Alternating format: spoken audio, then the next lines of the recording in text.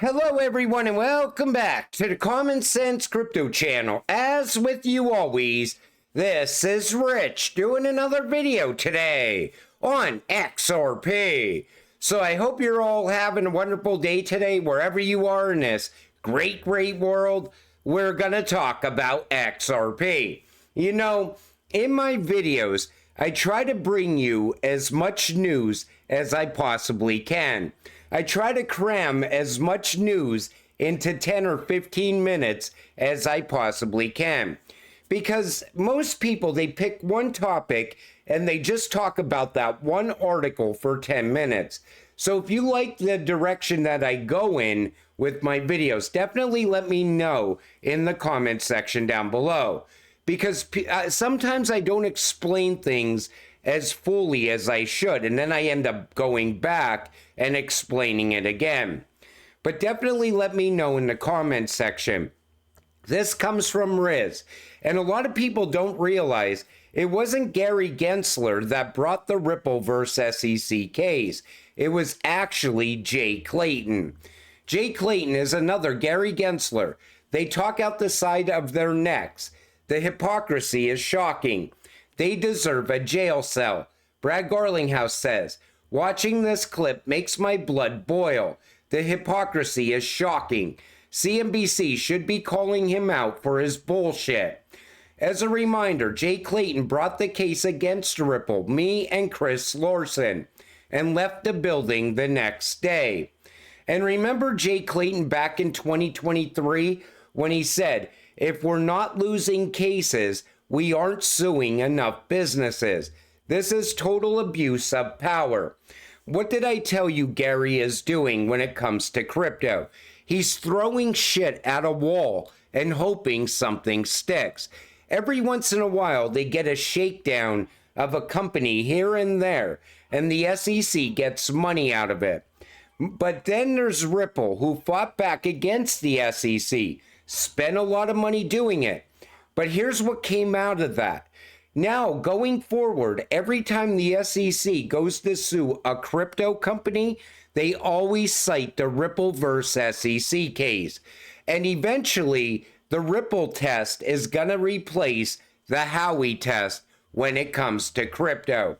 This case was bigger than most people think.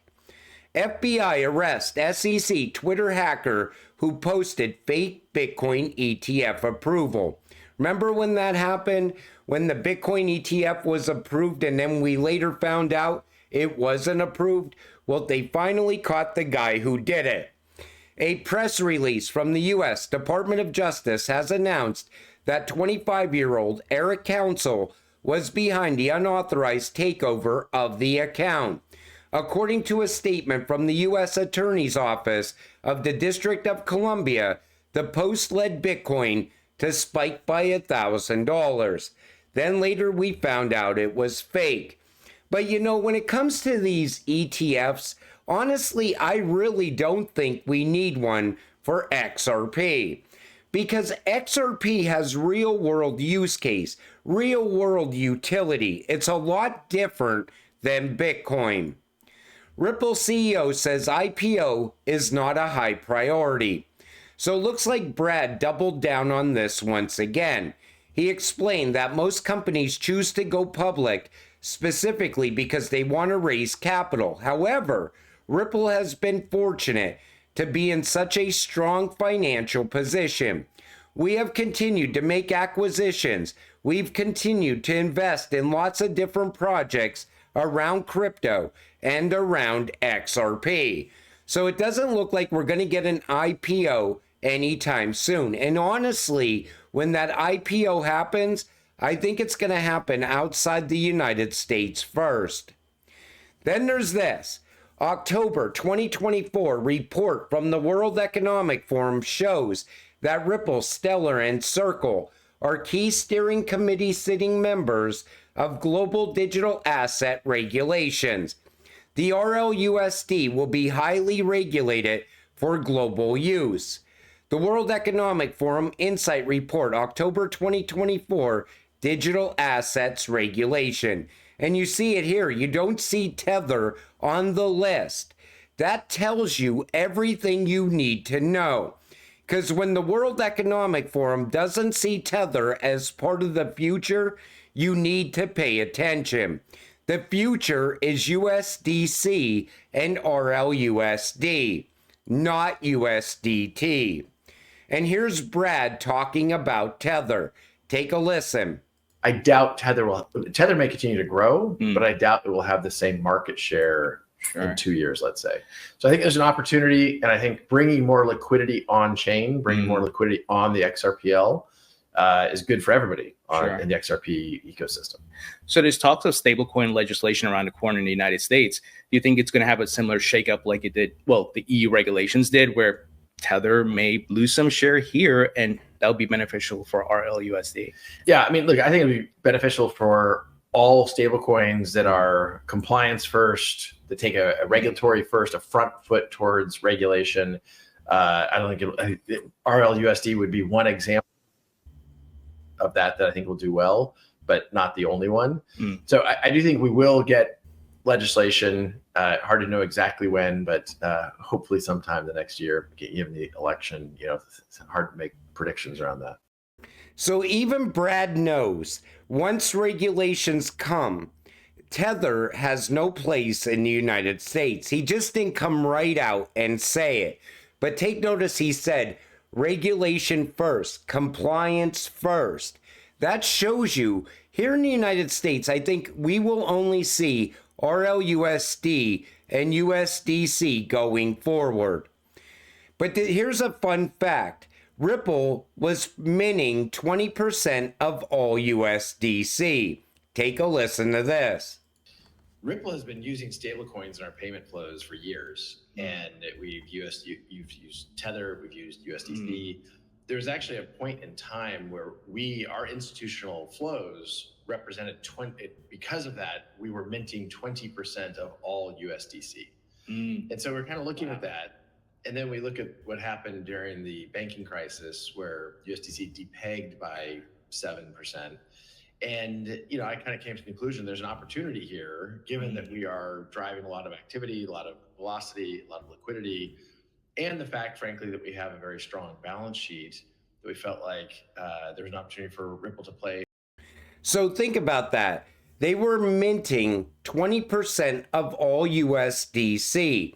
Then USDC lost its peg, and Brad said, okay, we need to create our own stablecoin to be used going forward. So now you see why it's so important to have RLUSD going forward for Ripple. Ripple partner SEB is launching a stablecoin for enterprise cross-border payments and remittance. They use Ripple for consumer remittance, easy app, but it's known they will use Lightnet at launch, Fireblocks for custody, suggesting Stellar. But if you read through here, they're also working with Hedera.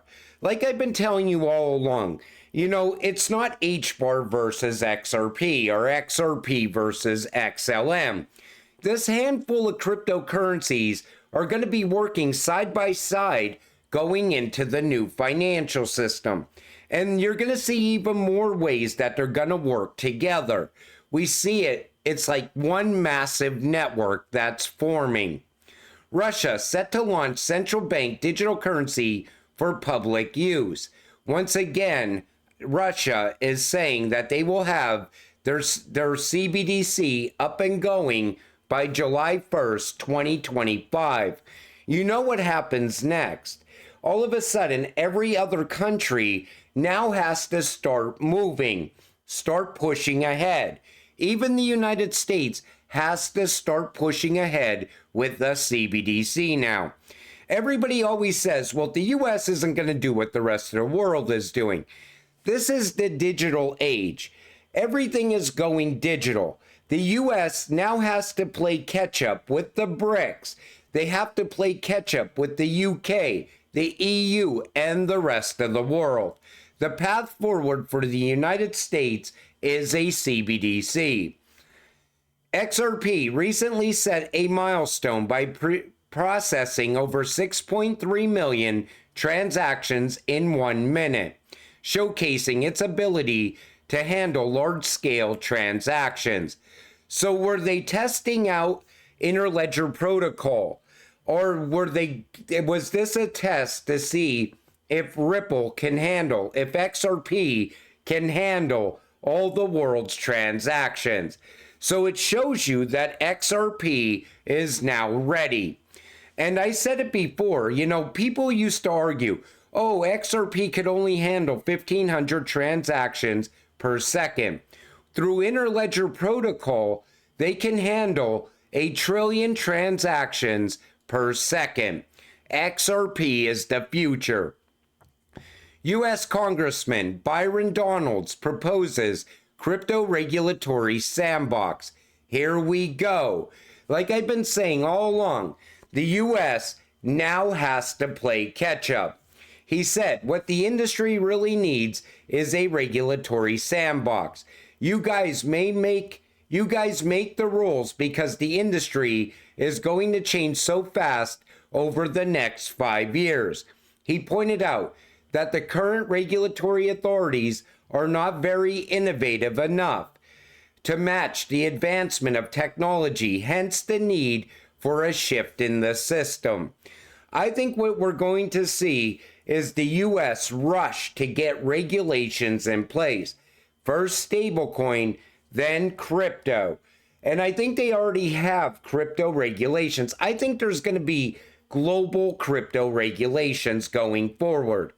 And I think everything that we're watching as retail investors happen at with the government is they're stringing that dollar along until everything is ready. Then all of a sudden, we will flip the switch over to digital from the traditional financial system into the digital system.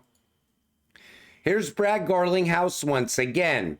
I think you're going to have a lot of winners in the crypto world. Take a listen. XRP serves a very compelling use case around payments, given its speed, given its low cost, given its scalability. I think you're going to have a lot of winners in the crypto world. I believe very much in a multi-chain world, and XRP will, I think, clearly be one of the winners in that. So he knows that XRP will clearly be one of the winners of the ecosystem. Now, I do believe memes will be gone. I think maybe Doge and SHIB will survive. Beyond that, I think we're also going to see a lot of other cryptocurrencies disappear. Some that people even think are solid cryptocurrencies. But if they're not solving a real world problem, or they don't have real world utility, most likely those cryptocurrencies just aren't going to make it. The ones that are left are going to take over the entire space. I think XRP is going to be bigger than Amazon, most likely bigger than Amazon and Microsoft combined. Ripple is going to end up becoming a central bank at some point in the future. And I could say the same thing about Stellar and XLM. Beyond that, you start looking at XDC and HBAR. QNT is going to be so big. Once QNT gets going, anything that you ever thought about Bitcoin is going to be gone. QNT is going to end up being way more valuable than Bitcoin can ever become. You know, people talk about Bitcoin sitting above $60,000. Wait until QNT is sitting at 6 digits, heading towards 7 digits at some point in the future. Because once you start to use quant, you have to have QNT. Oracle alone has 430,000 customers. So if they want to use quant, they have to hold QNT. And there's less QNT than there is Bitcoin. You're going to see a major shift in this space. The reason I think there's 100 billion XRP is because it's built to serve every single person on the planet. You could say the same thing about XLM. That's going to be another high-priced cryptocurrency in the future. People just don't see it yet. You know, the belief in Bitcoin, once that leaves, It's never going back into Bitcoin. The belief will then be in real value, because that's what these cryptocurrencies are going to have. Real solid value. They will be regulated. They will meet all regulations. They will have a clear path forward. But until it happens, stay patient, stay positive, and let's get rich together. With that said, I'm going to wrap up this video. I want to thank you all for watching. I appreciate all of you. I'll see you in the next one. Have a great night.